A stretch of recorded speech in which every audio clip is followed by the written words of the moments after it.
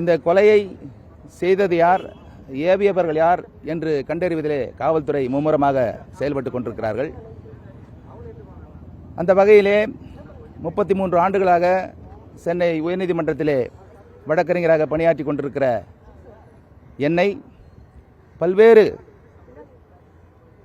குற்றவாளிகளுக்கு வழக்கு நடத்தியவன் என்ற முறையிலே என்னை விசாரிப்பதனால் துப்பு ஏதும் கிடைக்கலாம் என்ற கோணத்திலே எனக்கு சம்மன் அளித்து இன்று விசாரணை செய்தார்கள். பல்வேறு தரப்பிலே கேள்விகள் எழுப்பப்பட்டு நான் நடத்திய வழக்குகளில் குற்றவாளிகளாக இருந்தவர்களை பெயர்கள் கேட்டு அவர்களுக்கு உண்டான தொடர்பு, அவர்கள் என்னிடம் பேசிய தொலைபேசி தகவல்கள் போன்றவற்றையெல்லாம் சிடிஆர் எல்லாம் வெரிஃபை செய்து இந்த கொலையில் என் மூலமாக ஏதாவது யார் செய்தார்கள், எப்படி செய்தார்கள், எதற்காக செய்தார்கள் என்று துப்பு கிடைக்குமா என்பதை அறிவதற்காக என்னை அழைத்திருந்தார்கள். எனக்கு என்ன தெரியுமோ அதை நான் அவர்களுக்கு தெரிவித்து விசாரணைக்கு முழு ஒத்துழைப்பு கொடுத்து இன்றைக்கு விசாரணை முடித்து என்னை அவர்கள் அனுப்பிவிட்டார்கள். இந்த கொலைக்கும் எனக்கும் சம்பந்தமில்லை என்று முடிவு செய்திருக்கிறார்கள். இந்த கொலையில் எனக்கு துளியளவும் சம்பந்தமில்லை. இந்த கொலை செய்தவர்கள் யார் என்று எனக்கு நேரடியாக தெரியாது என்பவற்றையெல்லாம் தெளிவாக எடுத்து சொல்லியிருக்கிறேன். அவர்கள் அதை ஏற்றுக்கொண்டார்கள். என்னுடைய கால் டீட்டெயில்ஸ் வெரிஃபை செய்யப்பட்டது. எந்த குற்றமும் கண்டறியப்படவில்லை.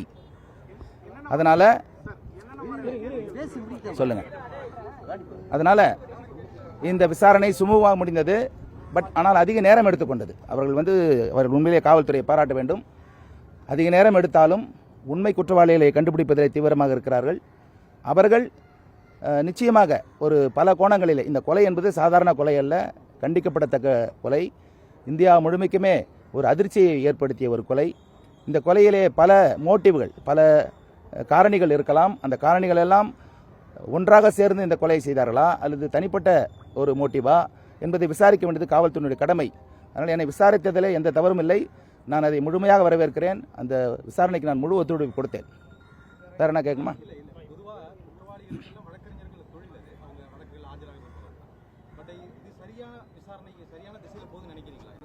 இல்லைங்க, அதாவது காவல்துறை எந்த ஒரு சந்தர்ப்பத்தையும் தவறவிடக்கூடாது அப்படின்றதுல குறியாக இருக்கிறாங்க. அது வழக்கறிஞரோ, மருத்துவரோ அல்லது என்ஜினியரோ, யாரோ ஒருத்தர், யாராக இருந்தாலும் சம்பந்தப்பட்டாங்களா இல்லையா என்பதை அறிய வேண்டியது அவர்கள் கடமை. அதனால் விசாரிக்க வேண்டியது கடமை இல்லைன்னு சொல்லலை. அதே நேரத்தில் ஒரு வழக்கறிஞர்களுக்கு சட்டப்படி அவர்களுக்கு ஒரு இருக்குது, இம்யூனிட்டி பவர்ஸ் இருக்குது. அது ப்ரிவிலேஜ் கம்யூனிகேஷன்ஸ். நாங்கள் எங்கள் கிளைண்ட்டுக்கிட்ட என்ன பேசுகிறோன்னு நான் காவல்துறையிட்ட சொல்ல வேண்டிய அவசியம் இல்லை. ஆனால் அது எப்போனாக்கா ஒரு குற்றம் செய்துவிட்டு வந்த பிறகு அவரிடம் நாங்கள் விவாதிக்கும் பொழுது அவர் என்ன தகவல் சொல்கிறாரோ அதை சொல்லக்கூடாது. ஆனால் குற்றம் செய்வதற்கு முன்பாக ஒருவேளை அவர் எங்களிடம் பேசியிருந்தால் அவர்கள் எங்களை விசாரிப்பதற்கான முழு அதிகாரம் இருக்கிறது என்பது எனக்கு தெரியும். அதனால் நான் முழு விசாரணைக்காக நான் ஒத்துழைத்தேன். ஆமாம், கடந்த 4ஆம் தேதி வாய்மொழியாக விசாரித்தார்கள். இன்றைக்கு சம்மன் அளித்து விசாரித்திருக்கிறார்கள். 41 நோட்டீஸில் தான் விசாரிச்சிருக்காங்க.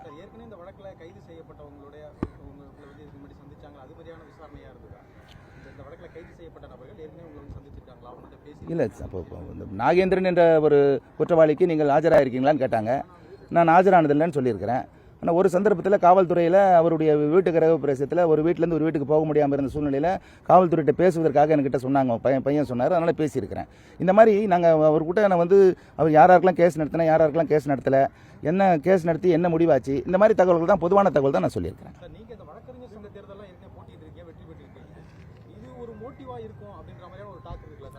கரெக்ட். இப்போ புதிதாக தேர்ந்தெடுக்கப்பட்ட பகுஜன் சமாஜ் கட்சியினுடைய மாநில தலைவர் திரு ஆனந்தன் அவர்கள் அந்த சந்தேகத்தை அவர் எழுப்பியிருக்காரு.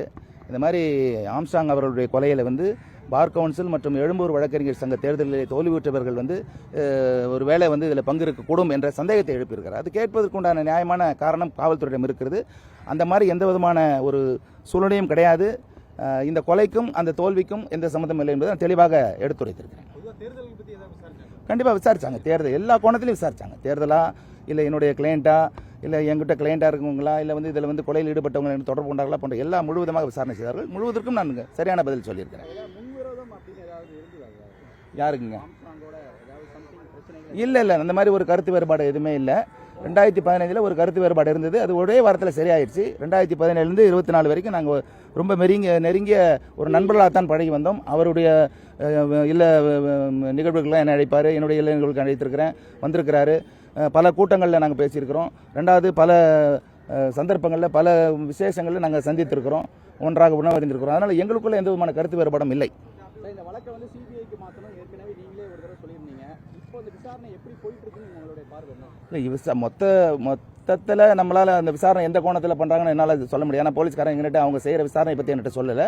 ஆனால் பொதுவான கருத்து என்னன்னாக்கா, இது சிபிஐக்கு மாறினாக்கா உண்மை நிலை நன்றாக கண்டறிய முடியுன்றது அவங்களுடைய குடும்பத்தார் விருப்பம், அவங்க கட்சிக்காரர்களுடைய விருப்பம், இன்னும் பல அரசியல் கட்சி தலைவர்களுடைய விருப்பம். அதனால் சிபிஐ மாற்றாது என்பது அவங்க விசாரணை. இந்த விசாரணை பொறுத்தவரைக்கும் சரியாக செஞ்சிருக்காங்க, சரியாக செய்யலைன்னு சொல்லிட்டு என்னால் சொல்ல முடியாது. என்னை பொறுத்தவரை நான் சரியாக அவர்களுக்கு ஒத்துழைப்பு கொடுத்துருக்கேன். இல்லை தேவைப்படாது சார், இனி தேவைப்படாது. ஏன்னா எல்லாத்தையும் விசாரிச்சுட்டாங்க, இனி என்னை விசாரிக்க வேண்டிய அவசியம் இருக்காது. ஒன்றும் இல்லையா, என் செல்ஃபோன் 2 என்கிட்ட தான் இருக்குது. தேங்க்யூ.